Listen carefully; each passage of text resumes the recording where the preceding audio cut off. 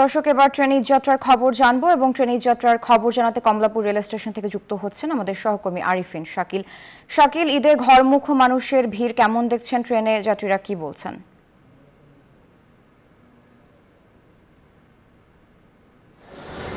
ধন্যবাদ সারা। মূলত ঘরমুখী যাত্রীদের ভিড় খুব একটা কমলাপুরে নেই। সকাল থেকে যারা ছিলেন তারা নির্ধারিত যে সময় যাদের ট্রেন ছাড়ার কথা ছিল কয়েক ঘন্টা, কারো কারো ক্ষেত্রে কয়েক মিনিট দেরিতে ট্রেনগুলো ছেড়ে গেছে। তবে এখন যে ট্রেনগুলো রয়েছে, অর্থাৎ যে 70টি ট্রেন আজকে মূলত এই ঢাকা থেকে দেশের বিভিন্ন গন্তব্যে যেগুলো ছেড়ে যাবে, সেগুলো কিন্তু বিকালের পর থেকে একেবারে নির্ধারিত সময় এসে পৌঁছেছে এবং যাত্রীরাও একেবারে নির্বিঘ্নে তারা তাদের যে নির্ধারিত যে গন্তব্য, সেই গন্তব্যের যে ট্রেন, সেই ট্রেনে উঠছেন এবং অনেক অপেক্ষা করছেন তাদের অন্যান্য ট্রেনের জন্য।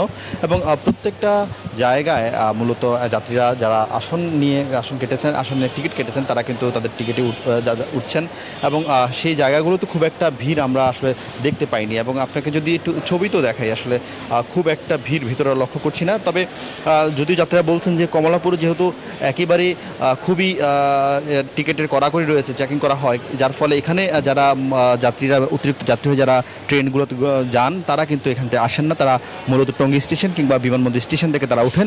সেই পরে আসলে ট্রেনের যে শৃঙ্খলা, সেই শৃঙ্খলা অনেকাংশে ভেঙে পড়ে। তবে যদিও রেলওয়ে কর্তৃপক্ষ থেকে বলা হচ্ছে তারা এবার যেন মানুষ নির্বিঘ্নে যেতে পারেন, অতিরিক্ত যাত্রী যেন ট্রেনে যেতে না পারে সেই ব্যবস্থা করছেন এবং ছাদে ওঠা কিংবা অতিরিক্ত যাত্রী হয়ে ট্রেনগুলোতে যে বিশৃঙ্খল পরিস্থিতি থাকে সেই পরিস্থিতি এড়ানোর জন্য তারা এবার কয়েক স্তরের আসলে টিকিট চেকিংয়ের ব্যবস্থা রেখেছেন। ফলে এবার সেই সমস্যা হবে না। যদি গত 2 দিন ধরে আসলে আমরা একই রকম চিত্র দেখেছি, নানান জায়গায় মানুষের চাপ ছিল এবং সবগুলো ট্রেনে আসলে অতিরিক্ত যাত্রী চাপ ছিল। সব মিলিয়ে মানুষ আজকে খুব নির্বিঘ্নে এবং নিরাপদে আসলে বাড়ি পৌঁছাচ্ছেন এবং সরকার রেলওয়ে কর্তৃপক্ষ আসলে সব ধরনের ব্যবস্থা নিয়েছেন। সারা।